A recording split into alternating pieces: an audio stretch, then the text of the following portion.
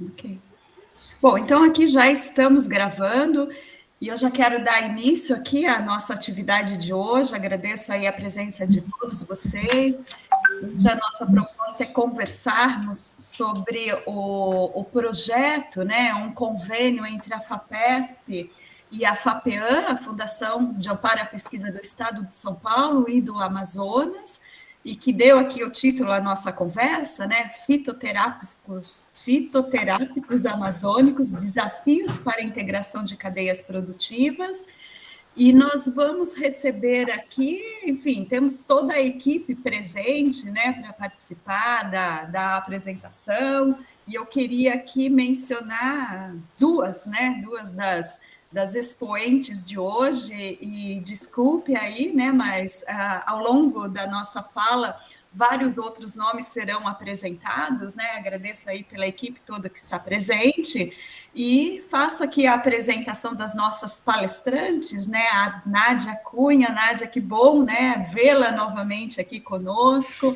A Nádia, ela é analista sênior em Ciência e Tecnologia do Ministério de Ciência, Tecnologia e Inovação, e atualmente está na Coordenação Geral de Pesquisas do INPA, do Instituto Nacional de Pesquisas da Amazônia. Tem um currículo enorme, Nádia. Eu vou pedir licença aqui para não passar em todos os pontos, mas você fica à vontade depois para desenvolver mais sobre a sua atuação, né? Só queria dizer algo muito interessante que está um pouco na origem, né, deste nosso encontro hoje, deste projeto, porque a Nádia esteve conosco anos atrás para fazer um pós-doutoramento, chegou a participar, né, nessas disciplinas aqui de seminários de pesquisa, e na época a Nádia esteve com supervisão da professora Bia, e acho que isso foi o princípio, né, deste projeto em parceria hoje que nós temos entre Amazonas e Estado de São Paulo. Tem aí interesses em pesquisas, né, Nádia, na parte de cadeia de fitomedicamentos, plantas medicinais amazônicas, enfim, acho que isso são todos temas que nós vamos ver bastante refletidos hoje na palestra.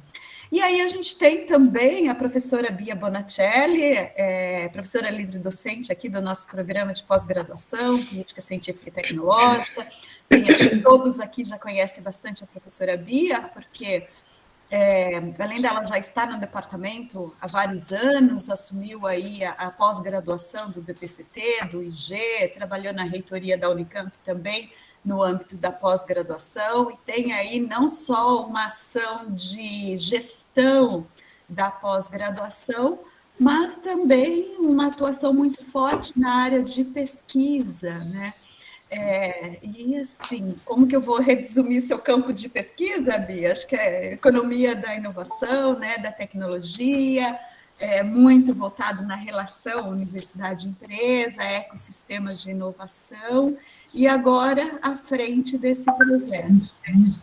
Então, eu passo aqui a palavra já para vocês, né, se vocês quiserem aí dar outros detalhes da atuação de vocês, fiquem à vontade. E, novamente, obrigada aí a todos vocês, né, ao projeto aqui, que hoje a gente vai discutir.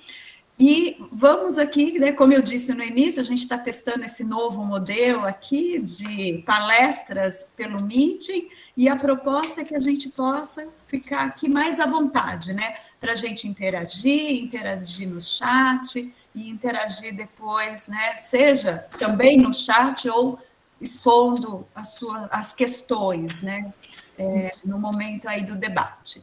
Então, eu já passo aqui a palavra para vocês, tá? Para vocês já assumirem aí o controle e a gente fica aqui nos bastidores acompanhando. Tá bom, Flávia, obrigada. Eu agradeço muito essa oportunidade. Essa apresentação será feita, grande parte dela em 4 mãos, mas depois entrarão outras 4 mãos, porque a gente vai aproveitar, porque nós temos no grupo 2 alunas do nosso programa de pós-graduação, então elas desenvolvem seus trabalhos de pós a partir e no âmbito do nosso projeto, a Nathalie e a Amy. Então, eu até ia pedir aqui, como tem parte da equipe aqui, eu ia pedir para o pessoal da equipe para ligar a câmera, se for possível, como depois eu vou fazer a apresentação, daí eu não vou ficar enxergando. Então, aqui a gente tem a Nathalie, a Amy, estou falando assim, no que eu estou olhando aqui. A Carla está aqui, olha, a Carla, que é pós-doc do nosso programa de pós, também está no nosso projeto. A Beatriz Espaleta, que está aqui, ela fez geologia, ela se formou em geologia no IG, e agora ela faz geografia no IG, ela é bolsista FAPESP no nosso projeto. A Gabriela Ramos está aí, olha, a Gabriela, ela está lá no INPA, está lá em Manaus, e faz parte do projeto também. Bom, a Nádia, a maioria já conhece, né, passou por aqui, daqui a pouco ela pode até falar, ela vai fazer uma parte da apresentação. Temos aqui a professora Rosana Mafra, que está lá, da UFAM, está aqui também e faz parte do projeto. Então, o que eu estou enxergando aqui, não sei se eu pulei alguém do projeto, então tem esse pessoal, mas daqui a pouco eu vou falar mais da equipe, era só para aproveitar e ligar a câmera para a gente ver quem é quem, pelo menos as carinhas. Então, eu já vou começar a minha apresentação. Vamos ver aqui. Vocês me digam, por favor, quando vocês estiverem enxergando. Já estamos, Bia. Já? Tá, então esse é o título desse seminário, e eu já vou passar o próximo slide. Passou o slide? Mudou? Mudou sim. Mudou. Tá, então, ele, na verdade, a gente vai falar desse projeto aqui, né, cujo acrônimo é Profitos Bioan, na tentativa aqui de diminuir, né, estreitar aqui o título maior aqui do projeto, que é a priorização e prospecção técnico-produtivas para a integração da cadeia de fitoterápicos da Amazônia. Bom, então, esse é um projeto que começou em fevereiro de 2021 e vai até janeiro de 2023. Ele, então, atendeu a uma chamada da FAPESP-FAPIAN, e conta, então, como instituições coordenadoras do projeto, o INPA e o DPCT Unicamp, mas com a participação também da UFAM. Então, essas são as instituições relacionadas a esse projeto. Esse projeto, como é que é a história dele, né? Em janeiro, fevereiro do ano passado, de 2020, eu vi essa chamada FAPESP-FAPIAN no site da FAPESP, enfim, e tinha lá a possibilidade de três focos. Essa chamada contemplava 3 diferentes temáticas, digamos assim, e eu percebi que existia a possibilidade da gente pensar em algo, e, logicamente, eu já pensei na Nádia, justamente por ela ter estado aqui conosco por um tempo. Falei, olha, né, acho que dá para pensar alguma coisa com o INPA por conta da Nádia. Então, quais foram as motivações para participarmos dessa chamada? Primeiramente, a chance de estreitar relações entre as duas instituições, né, o DPCT, propriamente dito, e o INPA, a partir de um projeto de pesquisa, porque isso funciona mais, né, essas colaborações a partir de um projeto de pesquisa, e assim compartilhar diferentes conhecimentos, porque a gente foi montando a proposta, né, o que seria a temática que a gente poderia desenvolver. E aí, então, a gente, discutindo com a Nádia, o André também participou naquele início, a Rosana Coraza, e a gente, então, pensou na questão dos fitoterápicos no Brasil, que, apesar da nossa forte sociobiodiversidade, é um mercado acanhado, e nós vamos falar, então, ele é acanhado aqui dentro, e a nossa participação no mercado internacional também. é pequena. E também desenvolver uma metodologia participativa, a gente tem essa competência, né, e isso foi amadurecendo, logicamente, e disseminar métodos de planejamento e gestão da CTI, entre outros aspectos, vários outros aspectos. Por quê? Porque no INPA, a Nádia, e mesmo o Jorge Porto, que é o coordenador, eles estão na área de pesquisa, né, na coordenadoria de pesquisa do INPA, e esse ferramental de planejamento e gestão da CTI também interessa a eles, né? Então, nós começamos a montar a proposta. Foi tudo, imagina, no meio da pandemia, quer dizer, quando nós começamos a pensar, elaborar a proposta, que era cujo deadline era março, se eu não me engano, era março, aí foi sendo estendido, justamente porque chegou a pandemia. Para nossa sorte, foram várias extensões de prazo da FAPESP e da FAPEAM, e no fim, ainda bem, porque estava tudo tão desorganizado, vocês lembram aquele momento inicial da pandemia que a gente passou para o sistema remoto e trocar, né, aprender a usar todas essas ferramentas. No fim, o prazo foi estendido até junho. Então, nós tivemos ali várias idas e vindas para a gente montar finalmente o projeto. E também o prazo previsto inicialmente para a apresentação do resultado também foi sendo estendido, e o resultado saiu em janeiro de 2021, quando nós fomos agraciados, são cerca de 20 projetos nessa chamada. Então, contemplando as instituições em São Paulo e as instituições no Amazonas. Então, nós tivemos a sorte, então esse projeto começou oficialmente em 1º de fevereiro de 2021. Essa é a equipe de pesquisa que foi sendo, né, formada. Aqui nós duas estamos aqui no centro, justamente pela nossa parceria anterior, mas é o Jorge Porto, que é o coordenador do projeto, ele é do INPA, tem o Sérgio Nomura e o Henrique Nascimento e a Gabriela, então essa daqui é o pessoal do INPA, tem o pessoal do UFAM, a professora Rosana Mafra, que está aqui agora conosco, a Gabriela também está aqui, né, o professor Henrique Pereira e o Xadrec, que é aluno de mestrado lá da UFAM. Então, essa parte é do Amazonas, e daí tem a nossa parte daqui, grande parte do pessoal é daqui do DPCT, como a Leda, a Rosana, o André, a Paula já foi, né, mas aqui as meninas, que são as nossas alunas de pós-graduação, a Carla, que está aqui, a Beatriz, que eu já apresentei, e a Bárbara é o nosso apoio técnico. Então, aqui estamos todos, né, uma equipe grande, mas, na verdade, por exemplo, eu mesmo conheço pessoalmente aqui só a Nádia e o Henrique, né, não conheço pessoalmente mais ninguém aqui, só via remota, né, que é isso que a pandemia nos colocou, mas ainda bem que temos essa possibilidade de nos relacionarmos, não é, por meio dessas mídias.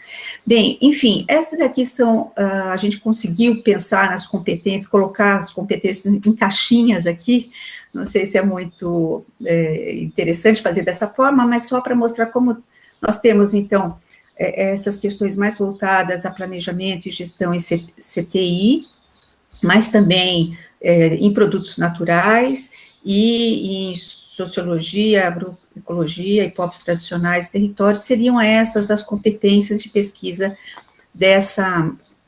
desse projeto. Fiquem à vontade para me interromper, se for alguma coisa pontual, tá bom? Para não deixar passar.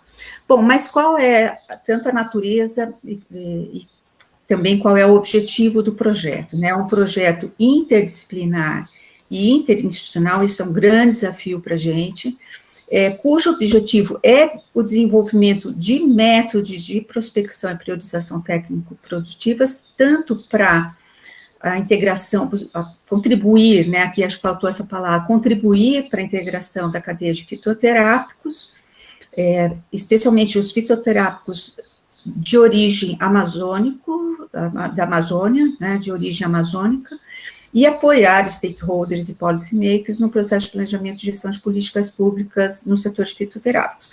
A questão do fitoterápicos, assim, tem muita gente que estuda fitoterápicos, tem o pessoal, por exemplo, da Lia Hasenclever, lá da UFRJ, mas isso está bem espalhado no país, e tem muitos projetos, muitos programas do Ministério de Ciência e Tecnologia, do Ministério do Desenvolvimento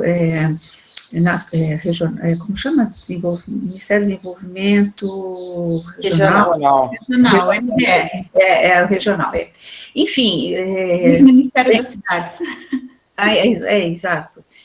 Por isso que eu estava um pouco, né, vai trocando os nomes. Mas, enfim, então tem ações do SEBRAE, mas a gente percebe que tem muita coisa fragmentada. Então, a gente queria um olhar, assim, englobando várias coisas, a gente vai falar um pouco ao longo dessa apresentação. Então, é o desenvolvimento desse conhecimento, digamos assim, e tem várias coisas envolvidas, eu vou mostrar. Uma aplicação, que a gente vai fazer um estudo de caso, um estudo piloto de uma espécie amazônica, pensando na cadeia, talvez, acho que são 2 espécies, porque uma a gente já começou a fazer, e também a transferência e a apropriação por outros, esse transbordamento, além dessa equipe de pesquisa, né, transbordar esse conhecimento para outras esferas. O que vem a ser, então, esse método de prospecção técnico-produtiva? Por isso que a gente falou de um método participativo, porque isso a gente já fez várias vezes aqui no Departamento de Política Científica e Tecnológica, especialmente por conta do GEOP, né, em projetos do GEOP, mas não também. Então, ele vai além só da gente levantar quem são os atores, por exemplo, envolvidos na cadeia de fitoterápicos amazônicos, mas também a relação entre eles, a forma dessas relações, dessas interações. Então, é um trabalho que está sendo desenvolvido durante todo esse ano, e vai pegar uma parte do ano que vem, até a metade do próximo semestre, porque tem muita coisa. Então, são os atores, os produtos, as regulamentações, certificações, que é muito importante nessa área, aqui temos uma série de coisas, assim.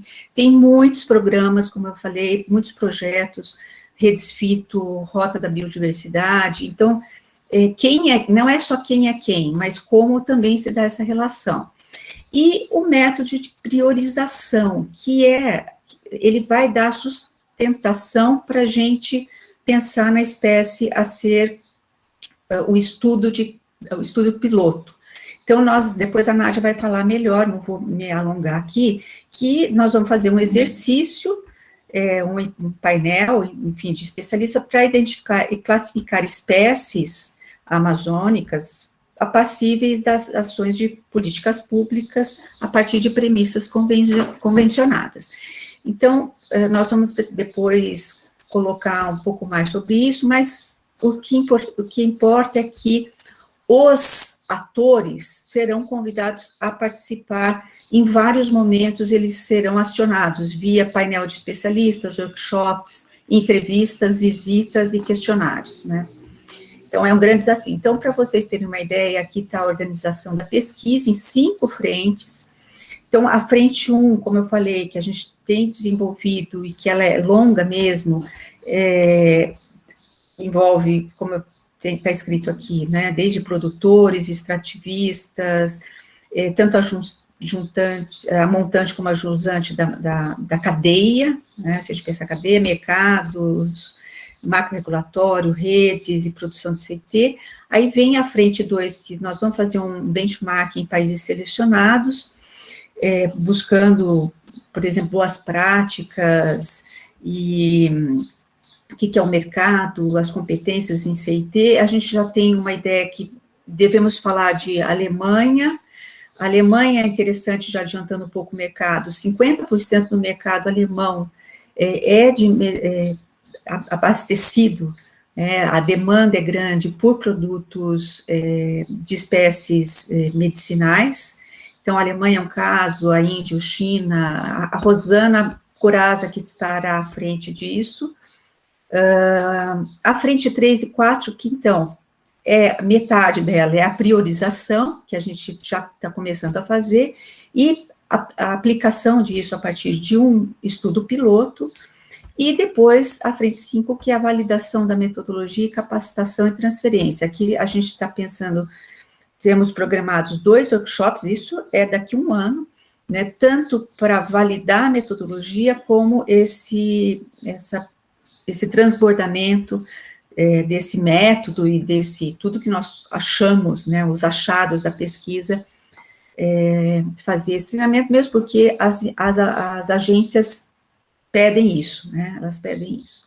Bom, só para vocês terem uma ideia como está organizada essa frente 1, a primeira frente, a gente tem 6 subequipes, e o que é interessante, não vou ficar apontando aqui, mas a gente tenta integrar todo mundo. Então, não interessa muito se está no Amazonas, se está em São Paulo, nós não fizemos uma divisão assim, isso daqui fica com o pessoal lá do Amazonas, essa outra parte fica com o pessoal de São Paulo. A gente mistura as equipes, o que é interessante, mas é lógico que tem aí um trabalho, porque, como a gente falou, a gente nunca, por exemplo, eu nunca, não conheço mesmo a Beatriz que está aqui no IG, que é a nossa bolsista, eu não a conheço pessoalmente.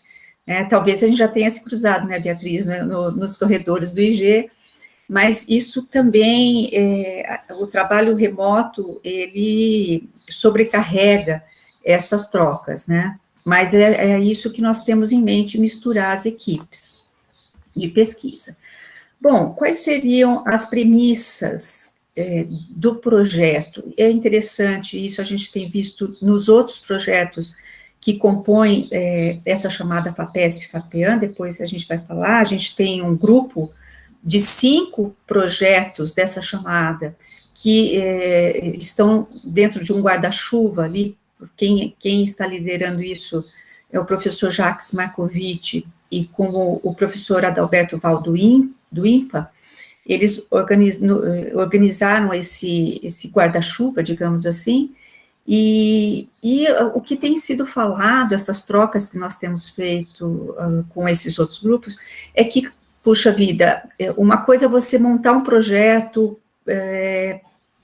conceitualmente falando, né, mas quando chega na hora de colocar a mão na massa e olhar, estudar e pesquisar, a gente vai vendo que a gente tem que fazer correção de rumo ali no próprio projeto, né? E isso aconteceu, a gente já tinha umas premissas, mas no desenvolvimento do projeto a gente foi tomando mais consciência de quais são as nossas premissas, como bem-estar das comunidades locais e a valorização da cultura, das tradições. Então, justamente porque é uma cadeia produtiva, geralmente, o que acontece, a agregação de valor vai se dando ao longo da cadeia, e muitas vezes quem se apropria da maior parte desse valor é lá o pessoal mais no fim da cadeia, né? Isso é natural que aconteça, mas a gente não quer esquecer, não podemos esquecer e não valorizar o início da cadeia.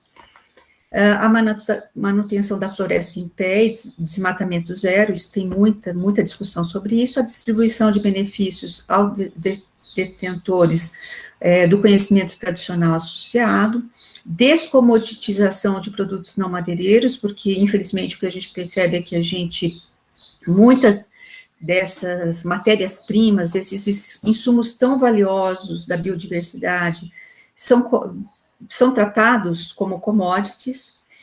Critérios, a gente tem que considerar também critérios de sustentabilidade alinhados aos ODS e a Agenda 2030, e também o uso de fitoterápicos no SUS, e a valorização do programa Farmácia Viva, a gente vai falar já o que é isso. Então, como o SUS pode se servir ou ter à mão um maior número de fitoterápicos. Já existe um programa que está do Ministério da Saúde voltado a isso, mas a gente queria contribuir também com uma maior valorização dos fitoterápicos no SUS.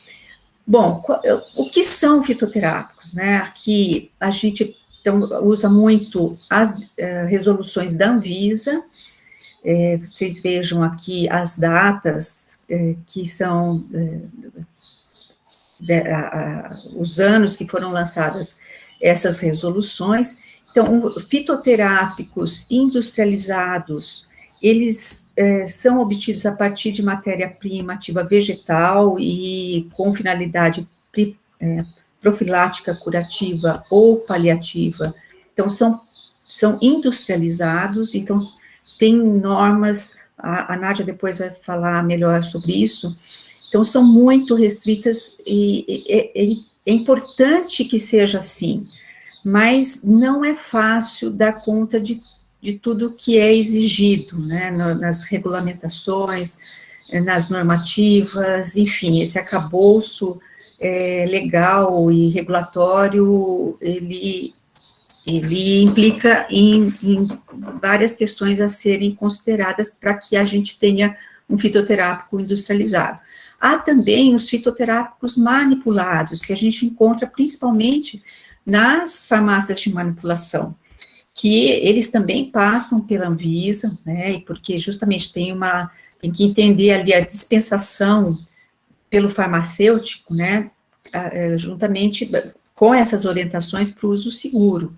Então, aqui também passa, sim, uma legislação importante. E que são as farmácias vivas? Também ali tem uma normativa, mas ela está no âmbito do programa do Ministério da Saúde, e ele é espalhado pelo Brasil todo, a Nathalie vai falar disso, implementado por secretarias de saúde. Por exemplo, a gente tem aqui uma farmácia viva muito importante aqui em Campinas, cuja sede principal está na Unicamp, na Faculdade de Ciências Médicas da Unicamp, que prevê o cultivo, a coleta, processamento, armazenamento, manipulação e dispensação de preparações, também magistrais e oficinais, de plantas medicinais, no âmbito das farmácias vivas, no âmbito do SUS. Então, é como se fosse uma farmácia de manipulação, mas ela não é uma farmácia comercial, né? Ela serve para o SUS, por meio das farmácias vivas. Só para a gente ter uma ideia do mercado internacional, é um mercado importante, ele está sempre em crescimento.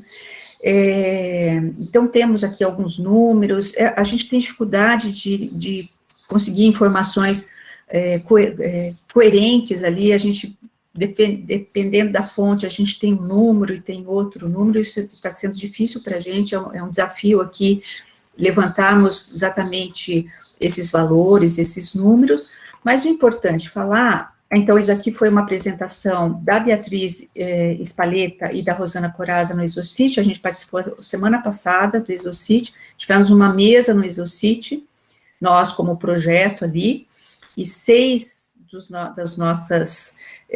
nossos membros, houve 6 apresentações nessa mesa a partir do nosso projeto. Mas o que é importante, aqui também é da Beatriz Spaletta, portanto, assim, o Brasil participa, tem um mercado, internamente é um mercado pequeno, e a nossa participação no mercado internacional, ele também é pequeno, infelizmente, né? Tanto é que nós temos um déficit comercial, falando de insumos farmacêuticos vegetais. O IFAS, que no caso aqui seria o IFAVES, ele apresenta ao longo dos anos, então, um déficit na balança comercial, apesar da nossa diversidade, a grande biodiversidade, sociobiodiversidade brasileira. Aqui, então, só para a gente ter uma noção, para a gente dar sequência sobre os fitoterápicos, eu vou pedir, então, licença para vocês, que a gente vai ter 2 apresentações aqui. A gente vai começar com a Amy, depois a gente vai passar para a Nathalie, para a gente fechar essa discussão sobre fitoterápicos. Depois a gente vai falar mais especificamente de uma espécie, da unha de gato, e depois ir para as conclusões e apresentar alguns resultados, tal. Então, eu vou sair daqui e eu vou chamar a Amy, vou parar minha apresentação.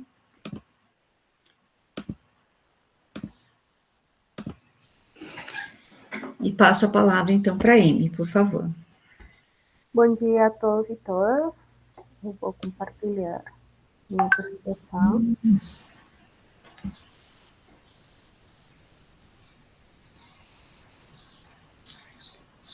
Vocês conseguem ver? Estamos sim, Amy. Conseguimos. Então, eu vou falar sobre alguns dos resultados preliminares da minha dissertação, que tem como título um estudo do conhecimento científico que integra as cadeias de fitoterápicos da biodiversidade amazônica, que também responde a algumas das questões do projeto Profitos Bioam. Minha orientadora é a professora Rosana Corazza. Então, o objetivo que nós temos é mapear o conhecimento científico produzido pelos grupos de pesquisa nas regiões Norte, Nordeste e Centro-Oeste que estén relacionados com os fitoterápicos de origem amazônica. Aqui eu vou falar para vocês como algumas informações sobre os tipos de conhecimento que estão sendo produzidos dentro desses grupos. Na metodologia, as informações foram coletadas nas diferentes plataformas da CNPq, tanto para os grupos de pesquisa quanto a produção de artigos.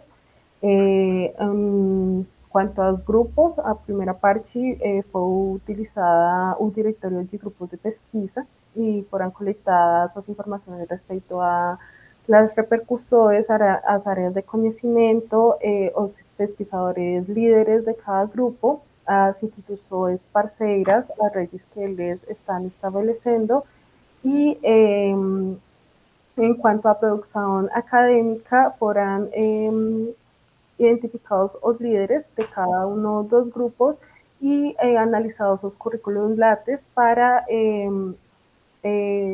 identificar aqueles artigos publicados que estão relacionados com plantas medicinais e fitoterápicos.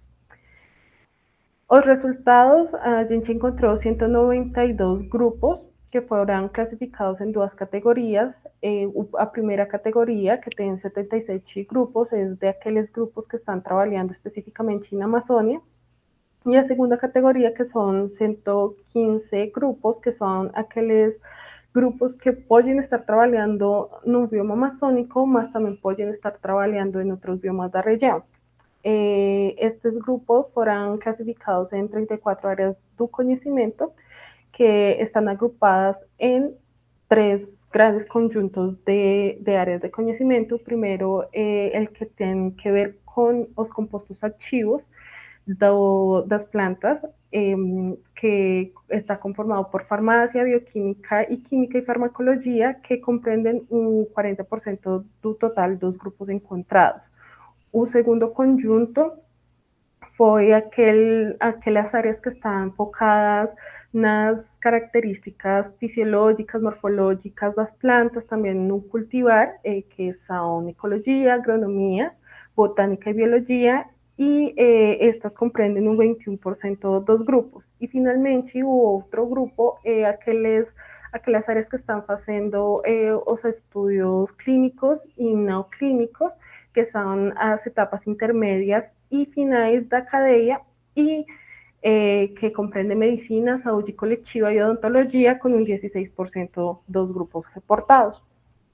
Em quanto aos artigos encontrados, foram 327 no total, e 179 destes artigos estão na área de farmacologia, farmacêutica e química, 90 nas áreas botânica e ecologia, 25 que tem que ver com legislação, políticas públicas e mercado, e finalmente 18 que tem que ver com estudios etnobotânicos. também se encontraram 157 taxons de plantas medicinais com origem ou distribuição amazônica, e de estas, 4 são fortemente representadas, com 49 artigos nos que aparecem, que são espécies do gênero Copaíptera, do gênero Carapá, que é o Andiroba, das passifloras e a Bertholletia excelsa, que é a castanha. E aqui a gente pode observar a mesma tendência, onde a maioria dos trabalhos são em farmacologia, agronomia, ecologia e biologia, e no caso da Bertholletia, a gente encontrou também estudos sobre o mercado e a cadeia, porque, bom, é uma cadeia que tem muitos anos de trabalho e tem estudos a este respeito. Finalmente, eu quis trazer alguns dos artigos que estamos revisando, que mostram o potencial que tem esta comunidade para fazer investigações, fazer pesquisas sobre os fitoterápicos que são de origem amazônico e podem atingir enfermedades, doenças tais como o câncer. E nas considerações finais, encontramos que há número considerável de grupos de pesquisa nestas 3 regiões com capacidades para realizar pesquisas em fitoterápicos e que, de fato, estão fazendo as pesquisas, mas é observada uma baixa participação das ciências sociais, tanto nos grupos quanto nos artigos produzidos. E um próximo passo poderia ser entender a dinâmica que leva à manutenção dessas tendências na comunidade acadêmica, levando em conta que se tem muitos desafios para integrar este tipo de conhecimentos, este tipo de áreas, por questões legislativas, burocráticas que atingem esta comunidade. E é isso. Muito obrigada.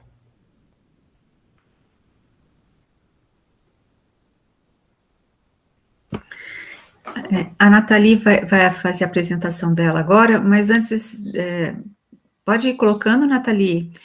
Eu vou só anunciar que o Jorge Porto está aqui conosco, ele é o coordenador do projeto a partir do INPA, do Amazonas, ele se juntou a nós aqui. Bom dia, Jorge.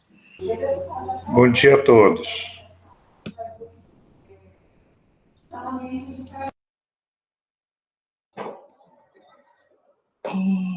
Bom dia para todas e todos. Vocês estão conseguindo ler minha tela? Sim, Nathalie. Sim, estamos vendo. Muito linda, por sinal. Obrigada.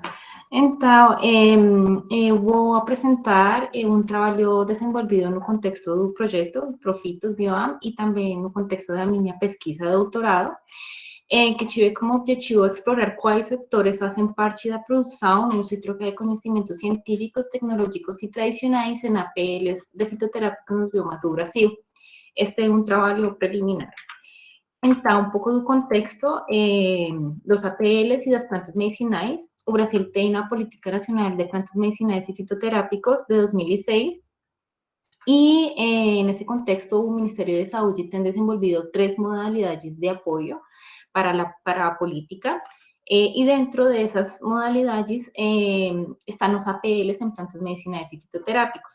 Entre os anos 2012 e 2015 se têm apoiado 31 projetos com esse montante de financiamento a través de estes 4 editais, e alguns desses APLs fazem parte da Redes Fito, que a professora Bia já mencionou, que é um programa da Fiocruz, e também das Rotas da Biodiversidade, que fazem parte das Rotas da Integração Nacional, que é um programa da atual Política Nacional de Desenvolvimento Regional.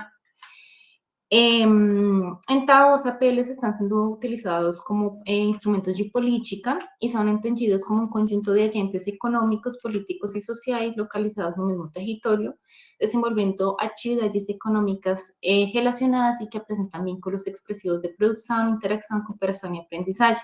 E nesta dinâmica, os diferentes tipos de conhecimento, também como esses diferentes os diferentes tipos de conhecimento ganham importância. E, nesse sentido, bom, eu vou apresentar agora os resultados preliminares do levantamento. No levantamento preliminar se identificaram 38 APLs, mas na busca mais aprofundada se encontraram só informações de 21 APLs, sin informações para o bioma Pampa. Esses 21 APLs estão distribuídos como apresenta a figura 1, a maior parte está na Mata Atlântica, seguida pela Amazônia e pelo Cerrado. Desses 21 APLs, o 81% responde aos editais da Secretaria de Ciência e Tecnologia e Insumos Estratégicos do Ministério da Saúde, 14 não informam a natureza dos seus recursos e 5% do núcleo estadual de APLs no Amazonas. Para o caso específico do Amazonas, se tem identificado 4 APLs, o APL de Manaus, de Belém, Ananindeua e Santarém. Para o caso dos atores, se tem identificado uma diversidade importante de atores, pelo qual foram construídas categorias. No gráfico 2 são apresentadas as 5 categorias mais frequentes por biomas, e se tem como ponto comum a presença de atores governamentais, representados pelas prefeituras, pelas secretarias de saúde, de agricultura, desenvolvimento econômico, entre outros. Para os APLs da Amazônia, também se achou assim leque de atores bem diverso, mas os mais frequentes são os atores governamentais, representados pelas prefeituras também e pelas secretarias de saúde, que são as responsáveis pela implementação e execução dos APLs, mas também tem outros atores de natureza pública, privada e também ONGs.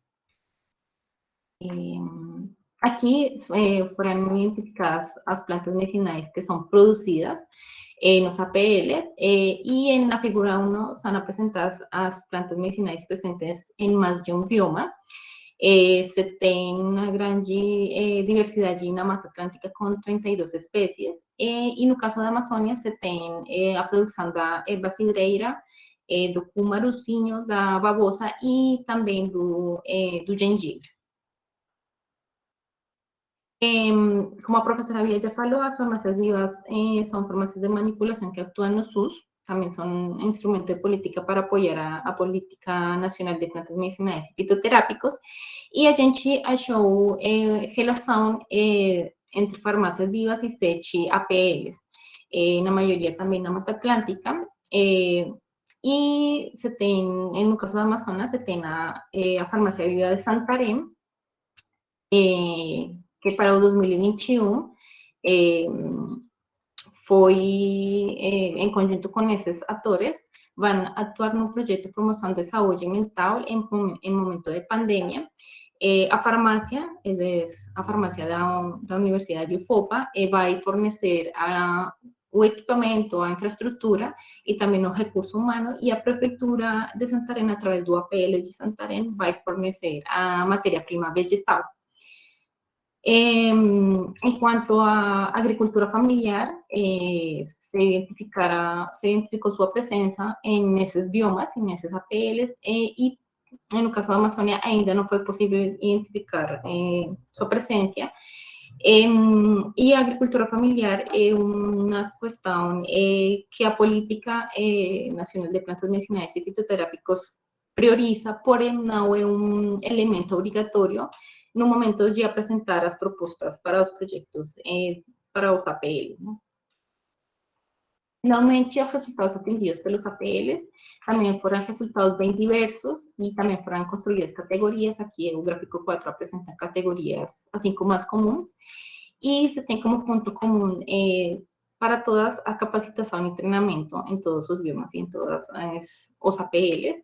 Essa categoria de capacitação e treinamento está composta principalmente por cursos e também por visitas técnicas e outros tipos de resultados. Esses cursos estão orientados principalmente para os agricultores, mas também para técnicos das farmácias vivas, para os profissionais de saúde, para a comunidade e para os usuários do SUS, e trata temáticas desde o início da cadeia, como a preparação do solo, o manejo do plantio, também a questão do beneficiamento, questões de qualidade, de higiene e entre outras questões. E, finalmente, como reflexões, se tem identificado oportunidades para que esses espaços de compartilhamento de conhecimento sejam mais frequentes e que integrem as comunidades e povos tradicionais que pratiquem essa produção familiar, orgânica ou agroecológica como atores e elementos chaves no seu desenvolvimento, e também para que esses atores sejam parte essencial dos APLs para enriquecer essa dinâmica de produção e uso de conhecimentos e inovações, e para fortalecer a cadeia produtiva, integrando princípios, práticas e saberes relacionados à sustentabilidade. Muito obrigada. Muito bom, Nathalie. Então, eu passo a palavra agora para a Nádia, que ela vai apresentar essa segunda parte do nosso trabalho. Bom, primeiramente, bom dia a todos, a todas. É muito bom estar aqui de novo no seminário do DPCT, como outras vezes, né? Eu estive no pós-doutorado, foi uma experiência riquíssima, tanto pelo lado profissional, como de amizades que eu fiz aí, né? Um ambiente muito, muito saudável. E a Flávia aqui, com Sony, é muito bom revê-la. Então, estou aqui até emocionada. Eu vou aqui colocar a minha apresentação, continuar aqui minha apresentação. Foi realmente muito bom essa experiência, né, que eu tive aí no Departamento de Política Científica e Tecnológica, aí na Unicamp. E, vamos lá... Espera aí.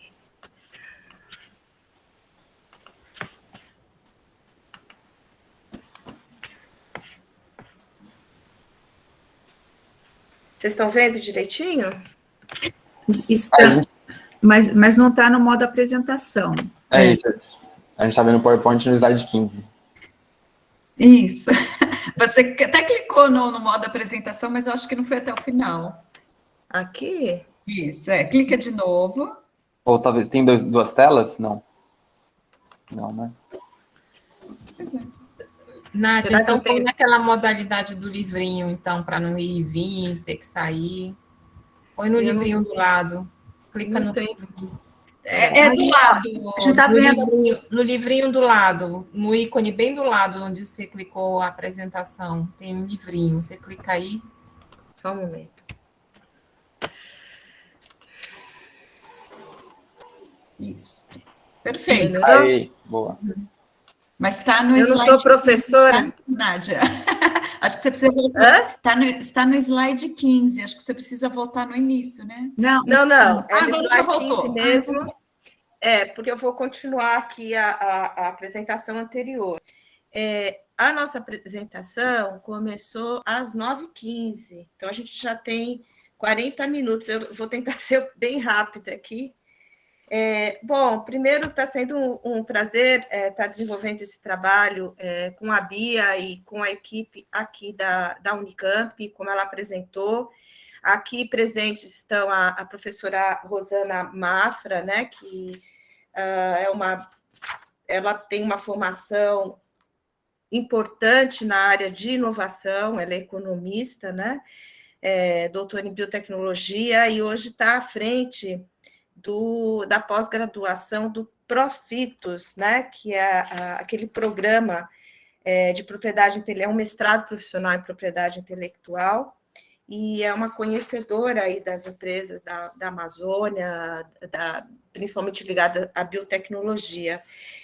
O Dr. Jorge Porto, que é o coordenador do projeto, que atualmente é coordenador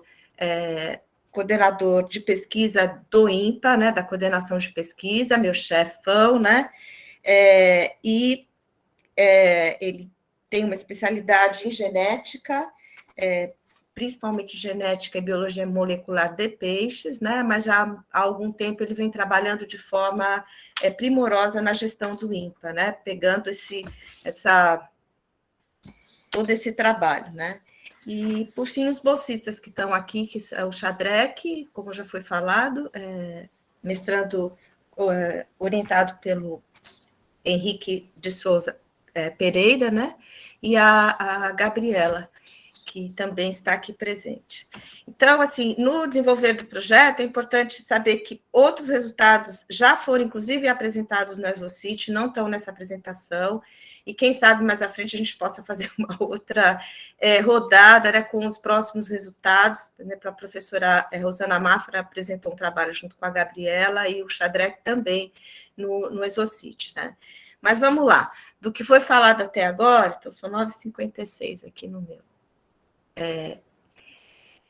Bom, nesses 8 meses de discussões dentro do projeto, né, foram várias reuniões que nós tivemos, uma equipe multidisciplinar, com 4 instituições diferentes, com profissionais com formações também diferentes, então foi muito rica toda essa nossa interação, mas houve uma grande necessidade de nos padronizar, vamos chamar assim, entre os nossos conhecimentos, né?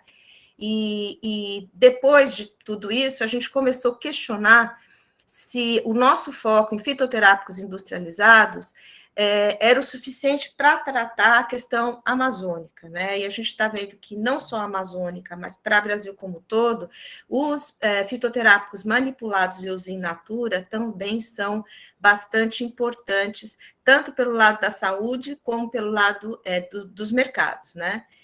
E nessa necessidade da gente ter essa conversa que, num caminho transdisciplinar, a gente viu uma necessidade aí de um exemplo concreto para unir esses diferentes conhecimentos da equipe, né?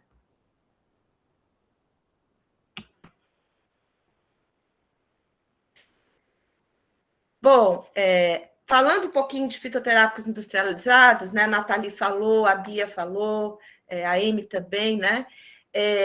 Para a Anvisa dar a permissão de um fitoterápico ser comercializado, né, com relação a fitoterápicos industrializados, há uma série de exigências. Mas existem formas de fazer dessa anuência da Anvisa, né, essa possibilidade de comercialização, ser facilitada por registro simplificado ou por notificação. Registro simplificado significa que as espécies precisam estar numa lista de espécies que já foram estudadas, que é uma lista que o Ministério da Saúde, junto com a Anvisa, disponibiliza, que já lá tem várias informações importantes sobre a espécie, desde uso, contraindicação, forma de uso, etc. E se a gente olhar para as espécies amazônicas, dentre várias espécies que estão inseridas nessas listas da Anvisa de registro simplificado, na farmacopeia brasileira, que também tem uma série de espécies vegetais lá inseridas que permitem, né, esse registro mais simplificado, né?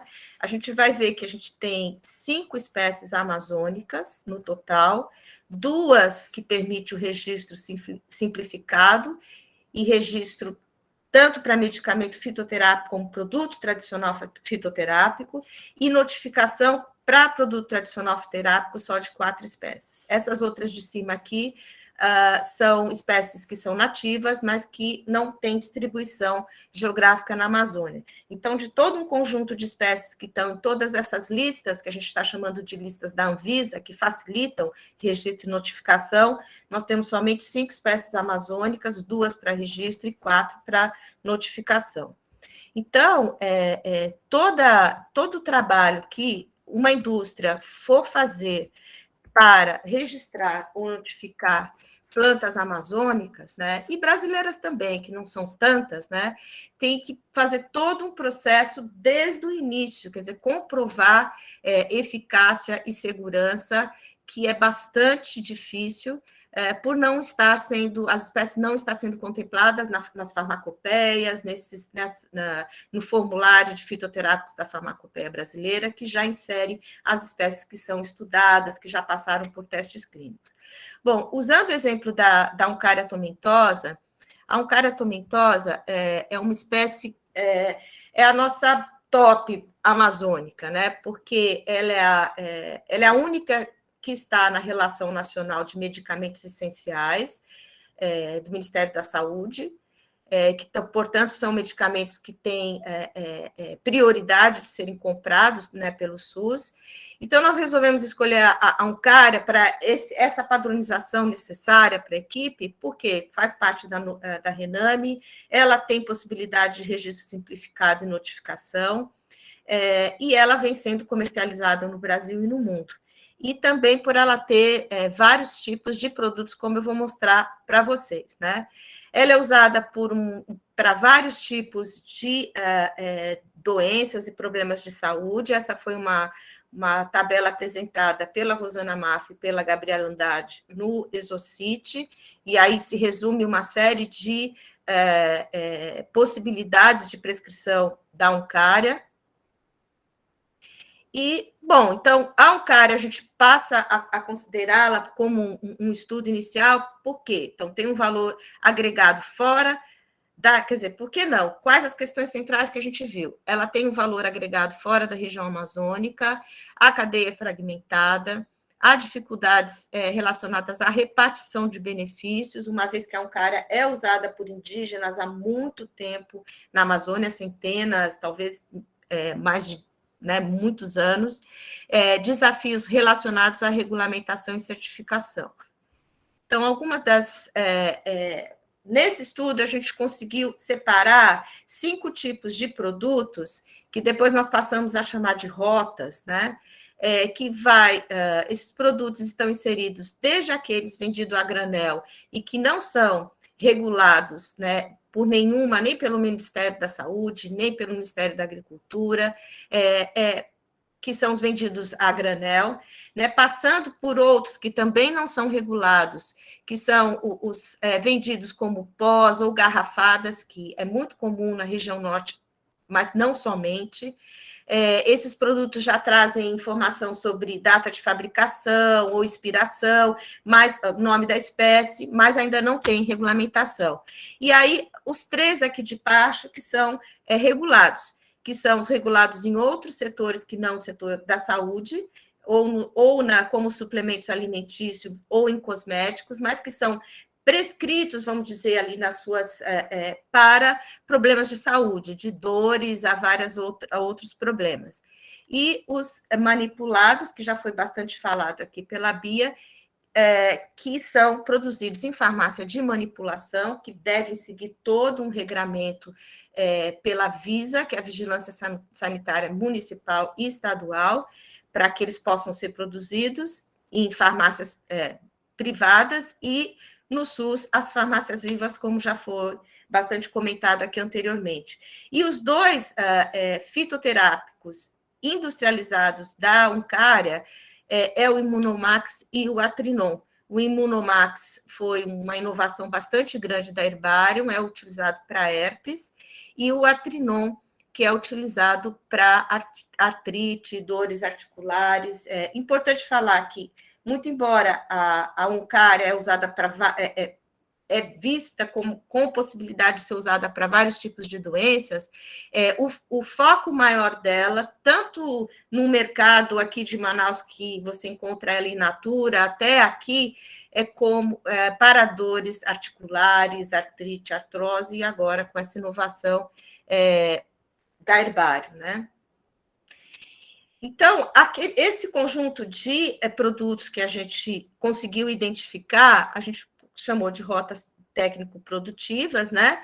E até a conceituação entre cadeias, rotas, uma cadeia, várias cadeias, hoje a gente sabe que são várias cadeias, e mesmo dentro das cadeias existem essas rotas diferenciadas. E por tudo isso que foi falado, a gente está vendo a grande contribuição dos manipulados, e eu vou mostrar até um pouco por quê, né? Tanto considerando a cultura e as organizações locais, mas também por essa possibilidade que as farmácias de manipulação têm trazido para o uso de plantas nativas brasileiras, né? Então, a gente usou a Oncara como modelo, e acho que eu já falei isso aqui embaixo. Vamos embora. Bom, quais os desafios durante esse estudo que a gente vem fazendo, ainda está em andamento.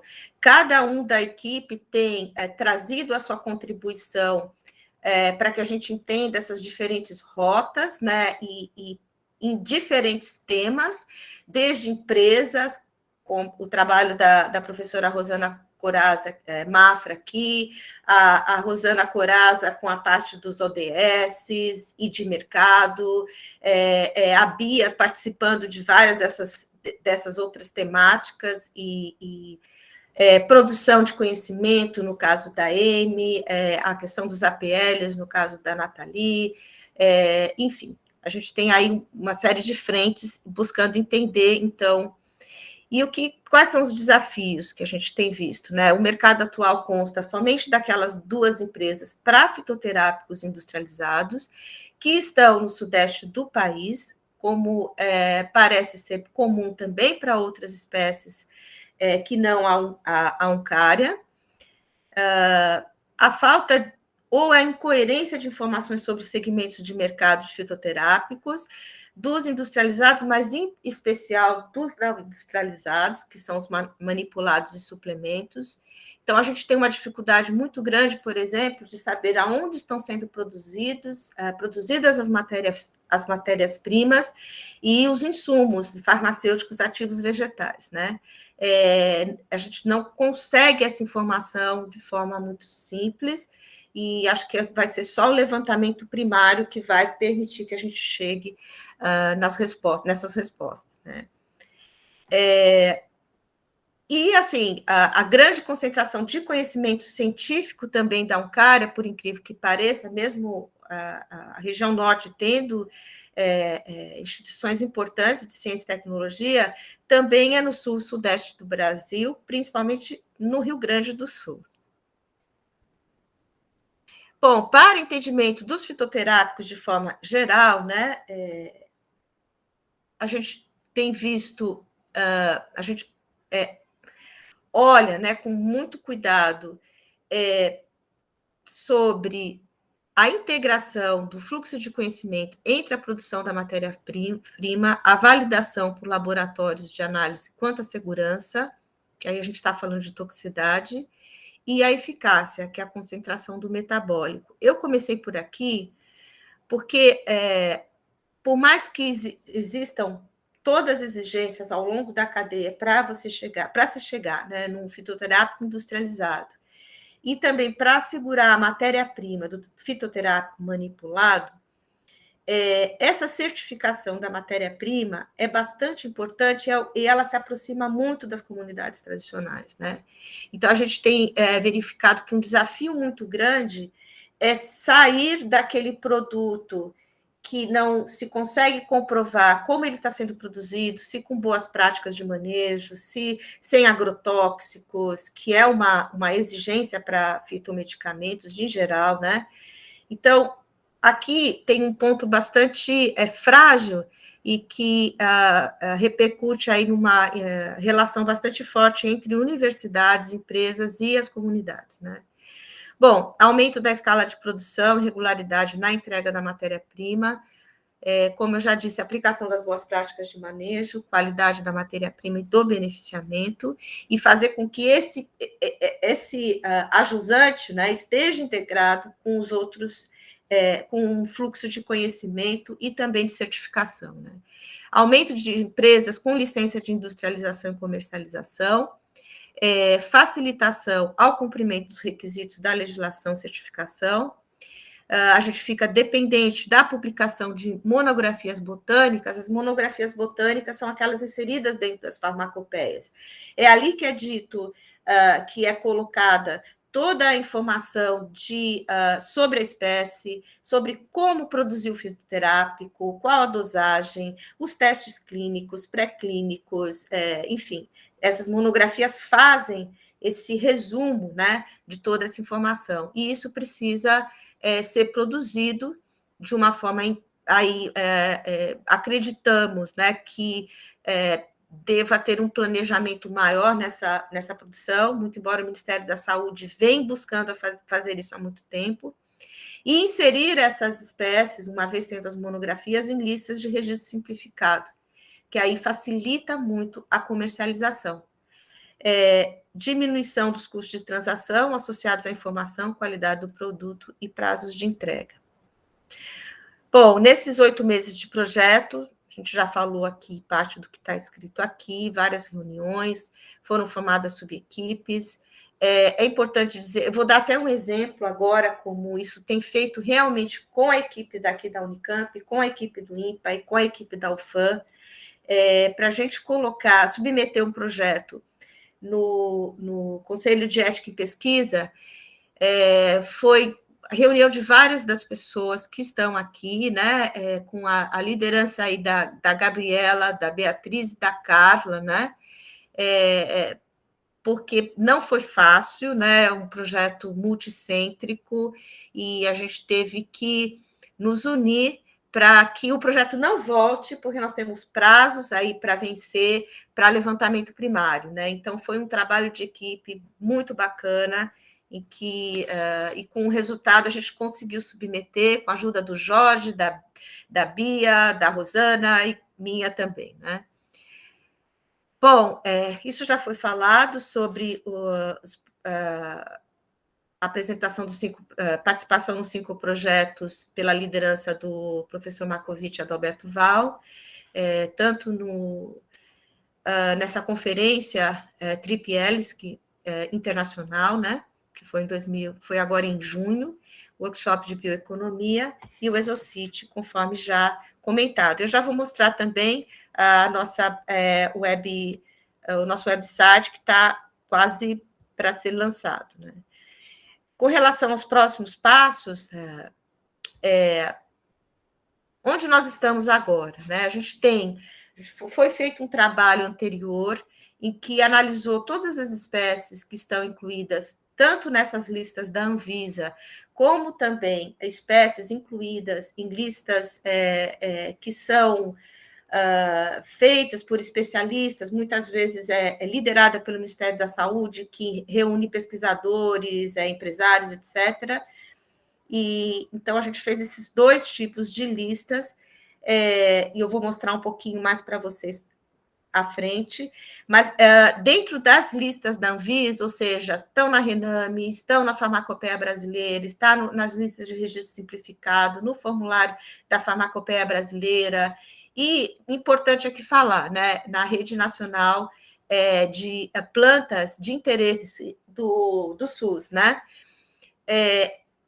Nós chegamos a 49 espécies nativas dentro dessas que a gente está chamando de listas da Anvisa, mas a maioria delas está dentro da ReniSUS. A ReniSUS é a lista base para o SUS usar essas plantas como fitoterápicos, mas várias delas não estão dentro dessas outras listas que eu falei anteriormente, não permite, por exemplo, registro e notificação como fitoterápico industrializado. Mas, na manipulação, essas espécies são bastante importantes. Aqui eu só fiz uma amostra, né? E o grupo resolveu, como já uma priorização, utilizar essas espécies da Anvisa, exatamente por elas já terem um conjunto de informações, inclusive dentro de toda essa documentação do Ministério da Saúde, né? E que a gente entende que, como um pontapé inicial para entender como facilitar a comercialização e a produção, né, a manipulação dessas espécies em farmácias de manipulação, essas seriam as espécies que nós deveremos partir, né? Agora, aqui não é para vocês lerem, não, é só para vocês terem noção. Essa espécie aqui é uma parte das espécies que são consideradas importantes por especialistas e que não estão em nenhuma daquelas listas da Anvisa, né?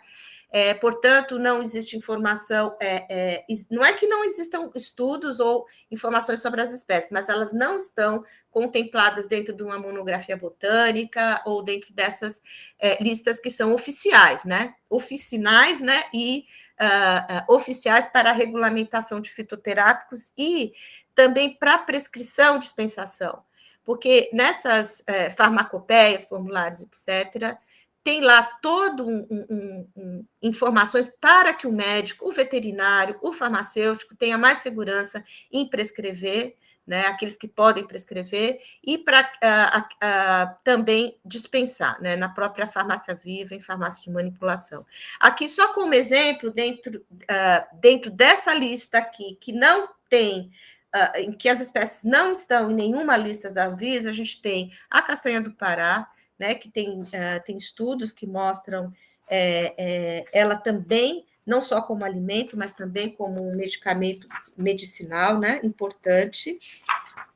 Deixa eu ver aqui minha colinha, que eu não sei tudo de cabeça. O Saracuramirá. Um momento.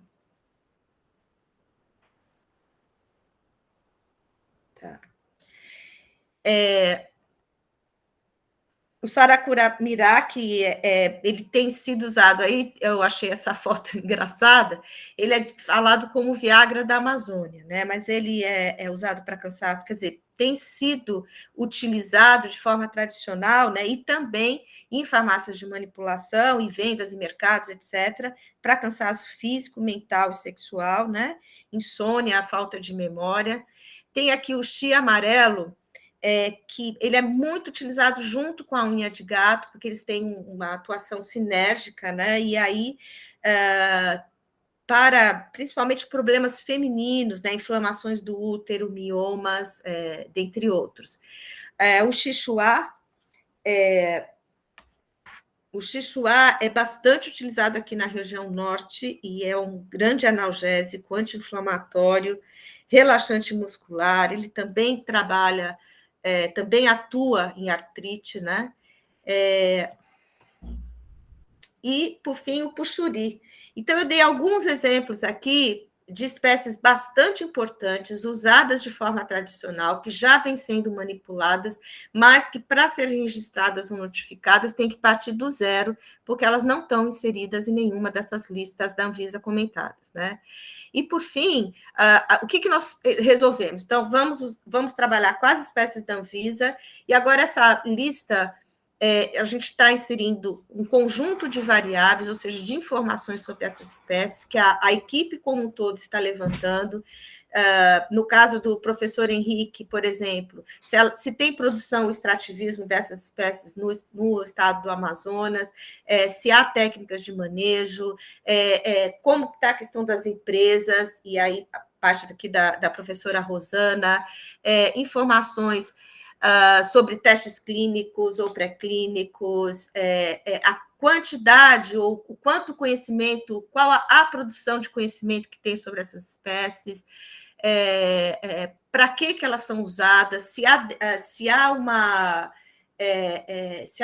quais dessas espécies atuam em doenças que hoje estão sendo muito demandantes, né? Enfim, é um conjunto de informações que vai permitir com que a gente tenha uma possibilidade aí de uma classificação e apresentar aos especialistas. Desculpe aqui, acho que faltou aqui. Então, todo esse estudo vai ser apresentado para especialistas, para um painel que nós vamos fazer, já tentando diminuir esse grupo de espécies com essas informações que nós temos, e aí nós vamos escutar esses especialistas, que a gente tem certeza que eles vão falar coisas que a gente não tem conhecimento, e aí sim a gente passa para as próximas etapas, que é o estudo de caso, e depois a validação da metodologia. Esse é o início do nosso site, que vai ser lançado em breve, e eu agradeço, desculpe ter falado muito,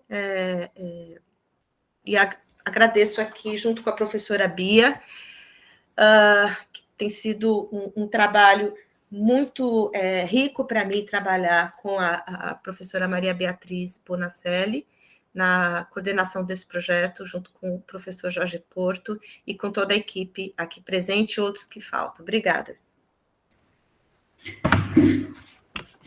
Obrigada, Nádia, um prazer enorme, como eu já disse no início, né, vê-la aqui, agradeço novamente a toda a equipe, né, Jorge Porto aqui presente, Rosana, enfim, professora Leda e professor Marco, né? Eu não vi a Leda.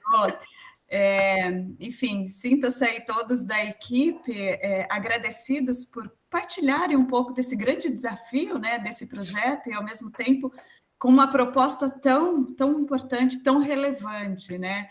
Eu acho que vocês conseguiram passar muito por essas dificuldades que não são só metodológicas do projeto, da execução, né, mas sim de um trabalho interdisciplinar, interinstituição, e em meio a uma pandemia, né? Olha, a gente ainda... Muito interessante de vocês ainda não se conhecerem, né? Bem, então eu gostaria aqui já de deixar aberto o nosso espaço para a gente conversar. Nós temos aí pelo menos ainda 40 minutos, né? Para colocar as questões. Já temos algumas questões aqui no chat. Bom, Rodrigo, Marina, eu posso fazer a pergunta de vocês? Vocês querem fazer ao vivo? Já que a gente está nesse espaço agora mais aberto, né? A gente pode aproveitar essa oportunidade, né? E eu também tenho aqui várias questões que eu gostaria de compartilhar. Então, vamos, para a gente organizar aqui a nossa fala, eu vou passar por essas questões que já foram colocadas no chat. Vou me dar o direito de fazer uma também, né? Já estou aqui levantando a mão para eu participar e passo para vocês e depois a gente começa a fazer rodadas de perguntas. Podemos fazer assim? Bem, vocês já devem ter visto aqui as perguntas no chat. Vou repetir aqui o do Rodrigo, né? Ele tem uma dúvida aqui sobre a importância do CEGEM na bioprospecção de novos fitoterápicos, né? O CEGEM tem ajudado as comunidades tradicionais, elas estão sendo remuneradas justa e equitativamente. Tem uma outra pergunta também do Rodrigo, onde ele questiona sobre... aqui, achei. Sobre os dados provenientes de patentes de fitoterápicos, né? Se vocês estão utilizando esses dados, vocês poderiam falar um pouquinho sobre as patentes. E aqui a Marina também parabeniza aí o trabalho, a iniciativa, né? E ela pergunta... também relativo ao tema do Rodrigo, se o projeto vai fomentar a produção de renda local para a população da área. E eu tenho uma questão também, na verdade, tenho várias aqui questões, né? Primeiro, eu achei muito interessante, Nádia, a primeira pergunta que eu fiz aqui para a Bia, eu falei até, né, a gente... Falei, o que significa, né? Deixa eu ver o nome certinho aqui, era caunha de gato, né? Que você tem um termo mais técnico, que eu nunca tinha ouvido falar, e a gente tem essa questão, né? Muito regional desses fitoterápicos, né? Xixuá, pichuri. E eu queria entender um pouquinho mais dessa questão, dessa integração, né, das cadeias fitoterápicas, quando a gente coloca em pauta, né, esta questão mais regionalizada dos fitoterápicos, né? Quais os desafios, então, da gente expandir um pouco mais, né? E uma outra dúvida é sobre o SUS, né? Eu vejo que vocês falaram de um ponto de chegada aí também, né? De incorporar esses fitoterápicos no SUS. E a minha pergunta é se ele também, de certa forma, vai participar da pesquisa de vocês, né? Um pouco desse contato e dessa interação, né? De outros parceiros que serão aqui acionados, seja aí nessa mesa de especialistas, né? Como que se incorpora. Então, eu estou vendo que o professor Rui está com a mão levantada. Rui, eu vou te passar a palavra e depois a gente passa para o pessoal da equipe fazer as considerações. Podemos fazer assim? Mas não seria melhor responderem as perguntas que você já levantou, Fábio? Mas... Eu acho que... Bom, a gente soma uma a mais. O que você acha, Bia? Pode ser? A gente lembrar de tudo, se lembrar de tudo. Acho que tá bom, então vamos lá. Passamos para vocês, a gente volta depois, tá? Okay. Tá bom, obrigado. Bom, parabéns aí pelo trabalho, o grupo todo. Alguns de vocês eu não conheço, mas está muito bem... É um trabalho bastante abrangente, ambicioso, muito interessante, com várias perspectivas que se complementam, né? A exposição foi muito bem feita. Eu acho que é um trabalho que tem uma relevância social enorme, porque eu acho que a viabilização... Eu estou olhando um pouco pelo lado de que a viabilização de uma indústria desse tipo, ela é fundamental para a sustentabilidade ambiental e social. Então, eu olho um pouco o problema pela perspectiva da necessidade de ganho de escala, crescimento, se tornar uma atividade mais forte no país, né? Ter um peso na indústria farmacêutica ou nas atividades de saúde, colocando de uma forma mais ampla, né? A minha observação, na verdade, é simplesmente uma coisa que me ocorreu, né? Eu fiquei bastante atraído pelo tema do seminário, porque na chamada, inclusive, vocês falaram das cadeias de valor, ou das cadeias produtivas, né? E eu senti um pouco de falta da discussão exatamente desse elemento, das cadeias produtivas, porque vocês passaram assim um pouco passando o conceito de APL, né? Mas o conceito de APL, bom, primeiro que o conceito de APL é um pouco questionado, né, do ponto de vista, digamos, de percepção de clusters regionais, mas não é esse o ponto, eu não quero fazer uma discussão disso, mas eu acho que seria interessante, bom, aí fica um ponto só para colocar como perspectiva, se é que vocês já não consideraram, né? Você, de fato, tentar entender quem são os elos principais dessa cadeia e os atores fortes aí, né? Então, tudo bem, tem uma perspectiva regional, mas também existe uma perspectiva nacional. Eu conheço algumas empresas que trabalham que são aqui do Sudeste, empresas fortes que trabalham com ativos amazônicos, né? E aí eu acho que desde o lado das atividades de extração e produção agrícola, né? Passando pela coleta, passando pelo processamento, passando depois por essa etapa de testes clínicos e formulação, testes clínicos, distribuição, integração com a cadeia de distribuição, seja manipulativo, não seja. Talvez fosse interessante ter uma taxonomia também da cadeia, entender quem é quem nessa cadeia, um pouquinho para olhar quais são os riscos, problemas e possibilidades que a cadeia, vamos chamar assim, farmacêutico-saúde, né, coloca para esse ganho de escala, né? É isso. A entrada por um estudo de caso é fantástica, mas isto, digamos, permite você ver como você passa por dentro dessa cadeia. Mas, por outro lado, você tentar entender um pouquinho a natureza desses atores empresariais aí, né, com iniciativa econômica, seja um pequeno produtor local, seja um certificador, seja uma empresa de apoio na parte de teste, etc., seria interessante, né? Até que ponto, por exemplo, essa massa ou o grosso ou uma parte importante da cadeia de farmacêuticos no Brasil está interessado e participa, está integrado ou não? Isso é uma coisa que se coloca de uma maneira diferente, caracteriza-se essa cadeia basicamente só por pequenas empresas, porque isso, por outro lado, embora tenha potencial, não deixa de ser digamos, colocar desafios do ponto de vista do crescimento, né? Bom, é isso, gente. São só pensamentos assim de quem trabalha um pouco com cadeias produtivas, né? Então, mas está muito legal o trabalho e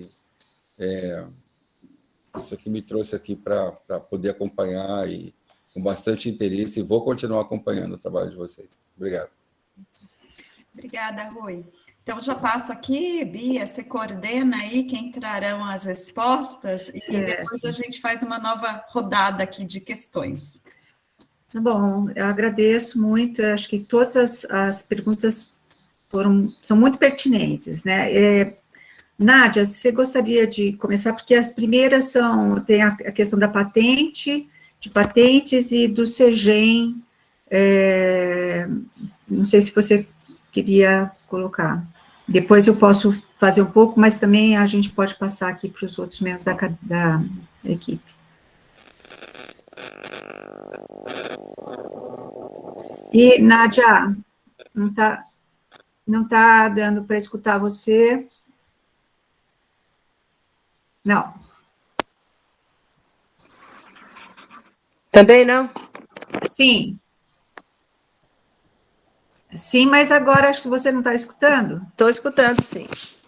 Ah, então tá. É que eu mudei para o celular porque o computador estava caindo.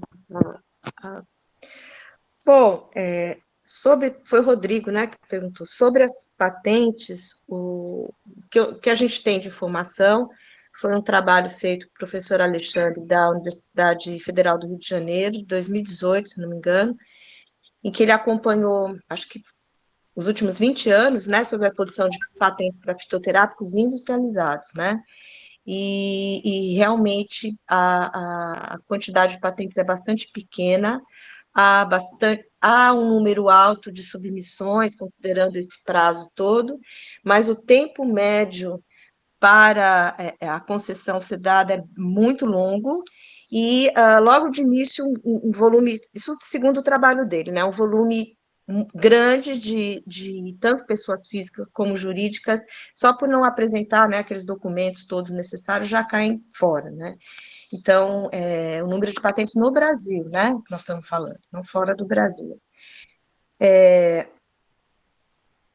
Sobre o CEGEM, bom, e outra coisa, eu acho que tanto para a patente como o tamanho de empresas e produção, quando a gente pensa em industrializados e manipulados, as respostas podem ser diferentes. Então, quando a gente fala industrializado, está falando em grandes empresas, braços de grandes empresas que tem um pedaço lá que trabalha com fitoterápico, axé, né? Então, são grandes empresas. Aí tem as que produzem, né, os IFAVs, aí você vai ter uma Centroflora, que muitas vezes vai trabalhar com produtores agrícolas da região sul-sudeste, mesmo que seja com plantas amazônicas, né? Agora, os manipulados ainda fica aí uma questão, provável que venha uma produção de matéria-prima da região norte, né? E provável também, provável não, as farmácias de manipulação são, em geral, né, pequenas, né? Pequenas empresas. Bom, sobre o CEGEM, o que eu acho importante dizer é que toda a trajetória da criação do CEGEM, da medida provisória virar uma lei, né, de 2001 para 2015, né, trouxe toda uma discussão sobre conhecimento tradicional. O resultado que se tem hoje sobre repartição de benefícios, eu ainda acho muito tacanho, né? Já existem alguns exemplos, eu não estou acompanhando isso de perto, né? Faz algum tempo que eu não olho isso com cuidado. Houve inicialmente, com as exigências da medida provisória, realmente um afastamento dos pesquisadores que trabalhavam com comunidades, não só para acesso a recursos genéticos e conhecimentos tradicionais, mas porque realmente era difícil, né, você conseguir a autorização do CEGEM, hoje já é cadastral, né, não é mais autorizativa. Então, isso decréscimo, né, de pesquisas. Então, eu acho que tem muito a ser feito, né? Mais do que essa primeira fase do CEGEM, que é estar cadastrando as pesquisas que são feitas no Brasil, né? Eu acho que agora é realmente ir atrás do que está sendo usado de espécies brasileiras por empresas fora do Brasil, que estão acessando tanto recurso genético como conhecimento tradicional, sem cumprir a legislação brasileira, mesmo sendo membros do protocolo da Convenção sobre a Diversidade Biológica e do protocolo de Nagoya. Ok, Nádia, a Rosana Mafra vai completar, quer falar um pouco sobre patentes, sim, né, Rosana, por favor. Só um pouquinho. Bom dia, pessoal. Ainda respondendo a primeira pergunta do Rodrigo, né, nós fizemos, eu acho que umas três frentes do grupo fez um levantamento preliminar de literatura, tanto científica quanto tecnológica, que é a patentária, especificamente sobre unha de gato, porque como nós elegemos essa figura para exercitar o modelo, né, de prospecção, elegemos essa planta, então nós buscamos utilizamos várias bases, mas a gente considerou num artigo que a gente está publicando no site do Exocity a SpaceNet, e a gente tem acesso também à Orbit, né, que é aquela base privada, onde nós entramos com a palavra científica, o termo científico, que é Uncaria tomentosa, e usando a classificação internacional de patentes, que é a área de A61K. Então, que ela é específica para medicamentos, né, ou manipulações, ou atividades relacionadas. Porque se a gente não limita, dá muita patente para Uncaria, mas para outras áreas, até móveis. Então, a gente resolveu especificar, mas é uma informação, foi uma busca preliminar, e também, mesmo sabendo que a classificação A61K, a gente precisaria diminuir mais ainda, especificar mais ainda a classificação, que o ideal seria a classificação cooperativa, né, de patente, mas nós fizemos esse levantamento preliminar, tá bom? Especificamente para a unha de gato. Tá bom, obrigada, Rosana, pelo complemento.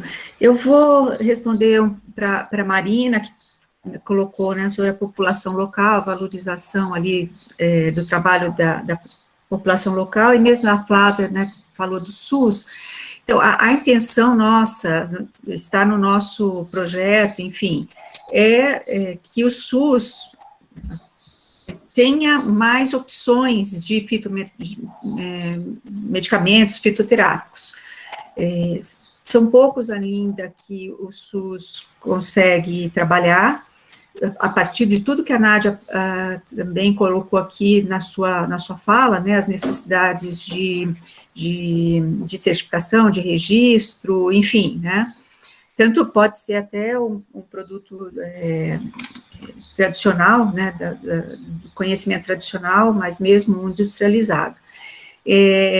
Então, sim, Flávia, tem toda essa preocupação, e, enfim, inclusive no nosso projeto também tem uma preocupação, e foi semana passada no Exocity, teve uma professora da UFSCar, comentou, ela da área de saúde, que seria muito importante o SUS ter mais acesso, né, a esse tipo de medicamento. E como as escolas de medicina trabalham um pouco com medicamentos e fitoterápicos, né, no ensino, e até chamar a atenção que existe também isso, né, não é só o sintético, existe também o natural, enfim, né, isso é pouco explorado num país como o Brasil, né. Então, certamente o SUS, ali, o Ministério da Saúde está entre os nossos, para esses eventos que nós estamos pensando em promover, estão sim, e Marina, essa é a nossa, aliás, eu estou respondendo, acho, para a Marina e para o Juliano ao mesmo tempo, né, a valorização do trabalho dessas comunidades que estão ali, a montante na cadeia, sem dúvida. Tem o próprio projeto do professor Jacques Markovitch com o Adalberto Val, eles elegeram, acho que 4 ou 5 cadeias, o projeto já elegeu as cadeias que seriam estudadas, né, do pirarucu, açaí, castanha do Brasil, agora eu não me lembro, mas também com essa preocupação, né, de você valorizar ali aquele início da cadeia. E aí eu já coloco o gancho para a pergunta do Rui. Rui, você tem razão, assim, quando a gente sinalizou a unha de gato, para a gente ter um caso concreto, né, a Nádia que fez aquele desenho que eu gosto bastante, com todas as apresentações possíveis da unha de gato, né, do produto como medicamento, enfim, e a gente viu, isso não é uma cadeia, né, por isso que a gente chama de rotas, né, aliás, quase que cada uma ali pode ser uma cadeia, né, uma coisa... Na verdade, são produtos, né, Bia? São diferentes, produtos, né? São produtos diferentes, né? Com rotas diferentes. Exatamente. Isso só de fitomedicamento, como a Nádia falou, que tem coisa até para móveis, enfim, né? Agora, você tem toda a razão, assim, onde estão os elos fortes, onde até estão os elos frágeis, né? Quem são os atores centrais ali? E, realmente, a gente tem pequenas, isso a Rosana Mafra também está levantando, tem pequenas empresas regionais, que quase trabalham ali, tem poucos acessos ali, mas não são os industrializados, né, porque os industrializados são poucos, como a gente falou, e as empresas estão principalmente aqui no sul-sudeste, a Centroflora, que é uma empresa super importante, porque ela faz o meio de campo. Por causa disso, a gente tem que ter qualidade do insumo, e qualidade custa muito. Então, o ponto de partida já é custoso, no sentido, se a gente quer manter, então, para manter um fornecedor e para manter os interessados, né, que são as empresas maiores, né. Então, você tem que ter prazos para entrega, como a gente falou, regularidade na entrega, mas principalmente nas boas práticas e qualidade, enfim. Mas também, depois desse início, o que vai acontecer depois na área da química e da biologia mesmo, que eu conversei isso com o Lauro Barata essa semana, anteontem, lá no encontro que a gente teve, também é caro, muitas vezes, porque você tem que isolar a substância, né, vocês viram a unha de gato? A lista que aparece de possibilidades de prescrição, enfim, uma coisa assim, de uso, né, digamos assim. Como é que você isola a substância que você quer que ela seja ativada ali, né, e fazendo os testes de toxicidade e de eficácia, que não pode, né, e aí toda também prescrição, como a Nádia sempre fala para a gente, uma coisa é você não pode tomar duas colheres, 20 mililitros de uma determinada substância, porque o natural sempre parece que não vai fazer mal, né, mas o natural também faz mal. Então, tem muitos desafios aí na cadeia, Rui. Então, o nosso próximo passo é pensar que é uma cadeia, ao menos uma, né, das tantas de fitoterápicos. Mas a gente sabe que tem elos fortes, sim, mas tem vários buracos. Então, por isso que elas são, né, fragmentadas. Podia ser várias cadeias, mas que seja uma cadeia toda, assim, de cabo a rabo, digamos, a gente acho que tem poucos exemplares ali, e isso que a gente gostaria, então, de contribuir, né, o que a gente precisa fazer. Mas eu vou passar a palavra para a Leda, porque a Leda falou que pode responder melhor para você também, Rui. Obrigada, Bia. Bem, eu vou falar de cadeia, porque nós estudamos cadeia faz séculos, né? Em geral, a gente está escolhendo qual noção de cadeia que a gente vai usar. Então, nessa fase, a gente foi para as rotas, porque elas nos ajudavam. A gente vai reinventando os conceitos. Mas a ideia é explodir, como a gente faz quando faz com outras empresas e com outros setores, e entender os atores. E aí, a coisa da cadeia, a gente vai mais para a coisa do GEREF e da questão da geografia das cadeias, dos atores das cadeias. A gente vai para uma visão mais sociológica da coisa. E a gente está tentando linkar com a ideia de como juntar saberes tradicionais e saberes científicos, como fazer uma tal ecologia dos saberes. A professora Tatiana Schor, que entende muito de redes e fluxos e cadeias produtivas na Amazônia e geografia, ela costuma usar o conceito de redes de conhecimento produtivo. Você tem um monte de conhecimento que não se comunica. E que só se você conseguir juntar esses conhecimentos, a gente vai romper uma lógica perversa em que a gente fica com a parte da extração de matéria-prima, quem ganha dinheiro é, sei lá, a L'Oréal em Paris. Se é que você me entende. Como é que a gente internaliza, criando melhores condições de vida e de conhecimento? Como é que a gente aproxima cientistas, comunidades tradicionais, para fazer que tipo de bioeconomia nós queremos? Porque a gente também está trabalhando um pouquinho com a ideia, mas nós estamos andando juntos, assim, meio passo a passo, e o grande prazer de estar nessa equipe é essa variedade de conhecimentos, não é, Bia, que nós temos. Tá? nos aproximando de comunidades, nós estamos andando passo a passo. Se um conceito não serve, a gente tenta outra, tá? Porque nós estamos num modelo, como é que a gente sai do aviamento? Como é que a gente sai do extrativismo? Que é uma coisa que está desde a colônia, tá? Como? Juntando ciência, comunidades tradicionais, sistema de CIT, empresas, todo esse ecossistema, sabe, de, vamos dizer, inovador, de uma forma inovadora e com muito respeito por todo tipo de conhecimento. Não sei se eu respondi o que você está querendo, nós estamos atrás dos conceitos. Nós estamos reformulando ao longo do processo, e isso que é muito prazeroso da gente estar aqui junto nesse projeto.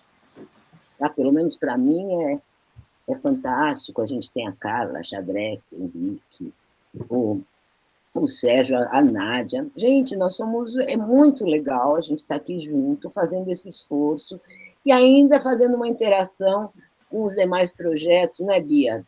Do FAPESP FAPEAM, com o Jaques. Está sendo uma experiência muito enriquecedora. Mas a gente está levando em conta, assim, um pouco a gente tem uma pergunta de fundo, como diabos um treco aqui sai, não se ganha nada por isso ou por aquilo, e ganha-se um montão de dinheiro na outra ponta ou em outro lugar. A gente está pensando as globais também, mas o foco é buscar soluções regionais, de internalização e nacionais. Esse é o foco. A gente quer internalizar esse conhecimento usando os atores que podem ganhar nesse processo. É uma tentativa, é um experimento que a gente está fazendo. Não sei se eu te respondi. Sim, acho que sim. Se o Rui depois quiser fazer mais algum comentário, fique à vontade, Rui. Não, eu nem pensei em cadeias globais, eu estava pensando muito mais assim, num conceito mais operacional, que seria interessante vocês tentarem, até do ponto de vista de digamos, de fatos estilizados, né? Criar um modelo, né, que pudesse incorporar todos os atores, entendeu? Porque isso facilita como ferramenta de trabalho, né? E claro que isso vai se diferenciando de acordo com a natureza da rota que vocês falaram, mas para cada rota, no final, você pode ter uma visão de atores que depois te ajuda analiticamente, é isso. Né? Essa é a ideia. E aí, outro comentário que eu ia fazer é o seguinte, eu acho que o crescimento da atividade de pequenas empresas e das atividades locais, eu acho que não é incompatível com criar grandes empresas na Amazônia de amazonenses, entendeu? Então, acho que isso é uma questão também, né? Claro, a ideia não é você simplesmente reforçar o nascente oligopólio de fármacos nacionais, mas você ter também empresas fortes focadas nessa raiz, né? Isso também é um elemento importante, até do ponto de vista de coordenação e apoio aos demais participantes da cadeia, né? Mas eu entendi bem, Leda, o ponto que você colocou. Obrigado. Entendeu, né? Nós não temos preconceito, Rui, nós não temos preconceito de nada. A gente quer que internalizar e que seja o melhor. O mais ganha-ganha que ele e depois pode virar uma base de exportação importante também, né? Claro. Esse é outro ponto importante, né? Mas eu acho que o futuro da região passa muito por essa indústria, por essa atividade, e eu acho muito legal o projeto de vocês, desse ponto de vista, nessas várias perspectivas que vocês estão colocando. Ótimo, Rui, obrigada, é isso mesmo. Eu só queria colocar aqui o outro grupo do Jacques Markovic, que tem a professora, como ela chama? Uma professora que participa, que é das cadeias também, nossa, eu conheço ela participei já de coisas... Nossa, me fugiu agora o nome dela. Ela é da FEA. Não é a... Ai, gente, como ela chama? Ela, nossa, inteira... Não é a Sainz, que tem sobrenome Sainz?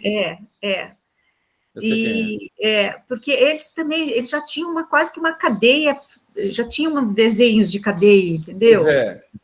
Mas então eles partem o contrário, eles já partem ali, e a gente não é o que a Leda falou, entendeu?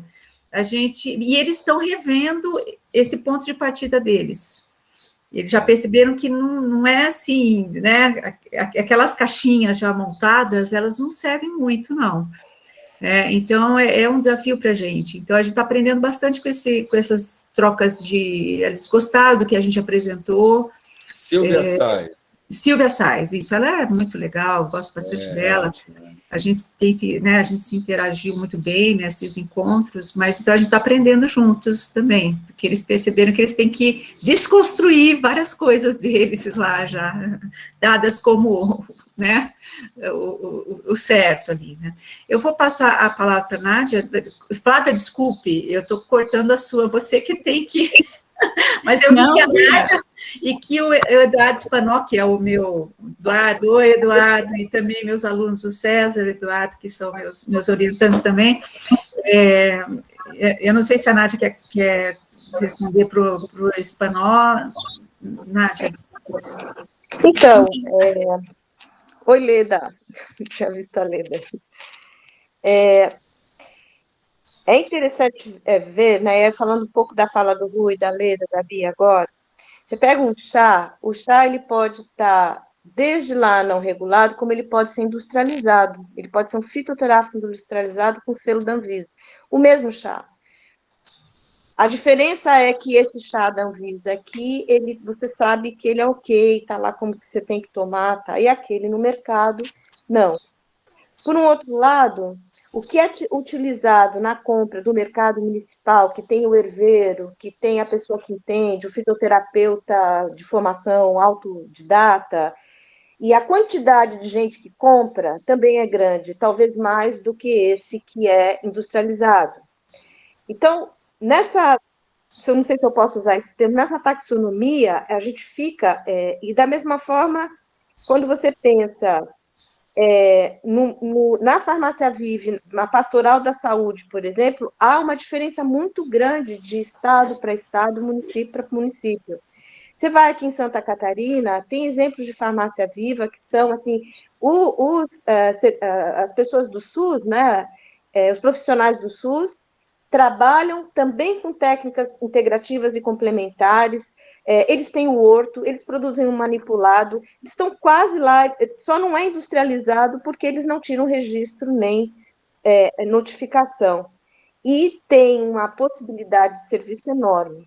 Então, eu acho que aí, esse trabalho que a gente está indo, né, com toda a equipe, de conseguir identificar, num produto que é simples como o chá, o quanto ele pode estar em todas essas rotas, né, que a gente está chamando de rotas, e como uma farmácia viva é super importante do ponto de vista local, para a comunidade poder receber um remédio que é eficaz e que não custa nada, como também pensar na indústria brasileira de fitoterápicos como um movimento de pesquisa de PDI, sabe, de inovação, de trazer recursos para o país, com até grandes, médias, já pensando em grandes, médias empresas. Então, é isso. Bom, Nádia. Falando aqui, então, se a Flávia me permite, Flávia, desculpa, eu estou monopolizando aqui, o Spanoc colocou aqui a ideia é que a metodologia possa ser utilizada para prospecção para outros órgãos, né?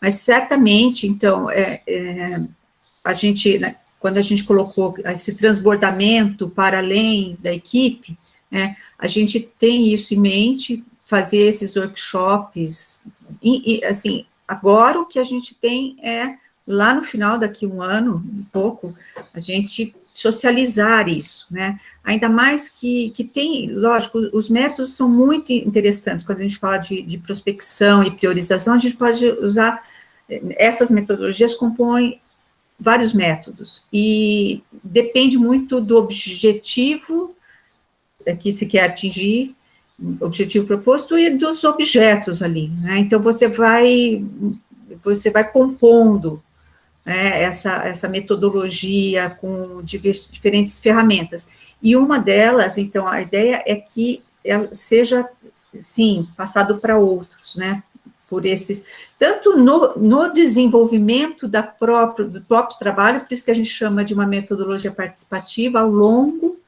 mas também após, né, no final ali, nos seus momentos derradeiros, fazer isso.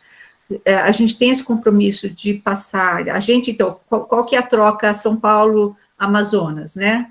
Então, a gente se inteirar desse conhecimento, não só do conhecimento dessas instituições parceiras do nosso projeto, mas a partir do produto, né, assim, abastecer o mercado de São Paulo de fitoterápicos da Amazônia, por exemplo, é o nosso sonho, né, o nosso sonho maior, mas também a gente daqui socializar, compartilhar, o que nós sabemos, lógico, nada, não é uma pretensão, né, mas o que a gente sabe um pouco mais desses métodos, dessas metodologias. Inclusive, quem sabe, se atingir lá o Ministério da Saúde, seria bom demais. Acho que a Nádia, você pediu a palavra? Não, só estava levantada ainda. Ok. Não sei se mais alguém quer complementar alguma coisa da equipe, se alguém quer comentar. Olha, queria só comentar uma coisa, que acho que foi perguntado se o professor Eduardo. O número de espécies é muito grande, a necessidade de estudos nos diferentes momentos da cadeias, rotas, também é muito grande, e o Brasil tem estudado bastante plantas medicinais. Mas o número é muito grande, as necessidades são muito grandes. Às vezes você tem uma copaí, uma andiroba que ainda não tem uma monografia botânica, que é uma espécie com uma demanda imensa, né? Que nós descobrimos que é vendida na França por um preço alto. Então, com relação a planejamento, né? Estratégias de ciência e tecnologia, né? Para atuar aí em programas, projetos, a gente está sentindo muito claramente que é preciso uma conversa maior entre o Ministério da Saúde, Ciência e Tecnologia, Desenvolvimento, e também com as comunidades tradicionais, né, a representação dessas comunidades nacionais, tanto no âmbito federal como estadual e local, né? Então, parece que ainda existe um laissez-faire, assim, que não que ele seja equivocado, mas pela quantidade de espécies e a necessidade de estudos, a gente vai ver que mesmo no mundo, o número de espécies utilizadas como fitoterápicos industrializados ele não é tão grande. Há um estudo em poucas espécies de maneira muito aprofundada. Né? Então, é isso. Obrigada. Bom, nós estamos aqui já no nosso limite do horário, mas acho que a gente pode ser um pouquinho mais flexível, né? Então, eu gostaria aí de passar para vocês do projeto, se vocês gostariam de colocar mais alguma questão. A professora Rosana, estou vendo aqui no chat, que faz menção a uma mesa que vai acontecer agora em dezembro, do Simpósio Nacional de Inovação e Desenvolvimento Regional. Né, Rosana, você gostaria de falar algo aqui? A mensagem já está dada aqui, olha, tem o link, né? Que, na verdade, obrigada pela oportunidade, na verdade, assim, eu caí de paraquedas, né, no comitê, e aí, uma das reuniões, eu fui sugerir um tema, e como eu estou envolvida com o pessoal do projeto, então eu sugeri que a gente tivesse uma mesa sobre fitoterápicos, e aí foi, assim, super bem aceita. Eu jamais imaginei que eu estaria à frente. Então, o que acontece, né? Parece que é um tema que desperta um interesse nacional, obviamente, e aí a gente está organizando essa mesa. E a intenção inicial era que nós aqui do Profitos fizéssemos a apresentação lá. E aí a gente está verificando a questão do tempo, tudinho. E aí foi desconstruindo, foi. E aí, como a gente tem enfrentado desafios, e ali assisti uma palestra do Rodrigo, e ela achou excelente a colocação que ele faz. Ele tem um rosário, né, sobre todos os desafios que precisa ser enfrentado. Então, a gente falou assim, então ele vai falar, e a gente está aqui só confirmando a Cristina da Centroflora, né, também. Então, seriam os dois, né, para debater. A gente só está com problema de dia, porque inicialmente ia ser dia 4, aí passou para o dia 3, então a gente está entrando em contato com ela para confirmar. E aí, quem vai debater é a professora Lia, que seria a debatedora. Como ela tem essa experiência também, essa visão, então ela iria arguir, né, o que tem. Ela diz que ela está meio desatualizada da literatura, então a gente está decidindo só como vai ser a dinâmica. E aí estão todos convidados, né? Então, está finalizando o fechamento da participação, né, dos apresentadores. Mas é um tema que a gente vai discutir, o assunto que está muito nos angustiando, que é exatamente os desafios, né, que a gente está vendo, que são muitos. Obrigada. Muito bom, então, vamos colocar aqui na agenda, né? Dia 3 de dezembro. Save the date. Save the date, exatamente. Bom, gente, então, acho que vou aqui dar como concluída aqui a nossa sessão. Bia, você gostaria, né, eu gostaria de agradecer enormemente essa oportunidade, porque a gente percebe que, assim, quanto mais a gente expõe e expõe o projeto, a gente recebe feedbacks importantes, né? Então, a gente tem vários desafios, desde a própria organização dos nossos trabalhos, né, e conjugar tudo isso, mas desafios ali do tema, né, do tema em si, e que é muito interessante, e, lógico, a nossa esperança é que a gente contribua academicamente, a gente está formando as pessoas, por exemplo, né, essa coisa, acho que cadê o Marco? Marco, assim, o que nós penamos ali para enviar o projeto, a Carla está aqui, né, a Gabriela, a Beatriz, assim, se não fossem elas, a gente acho que não ia conseguir encaminhar o pedido para o Comitê de Ética, justamente porque é multicêntrico, né, e multicêntrico é mais complexo. Então, a gente vai aprendendo. Então, acho que certamente é um aprendizado para elas, enfim, cada dia a gente tem um desafio, mas a gente vai superando ali, espero. Mas obrigada novamente, eu gostei muito, estou muito, muito satisfeita e feliz aqui. Acho que a gente podia tirar uma foto, não, Flávia, desculpa. Vamos, né? Cadê o Marco?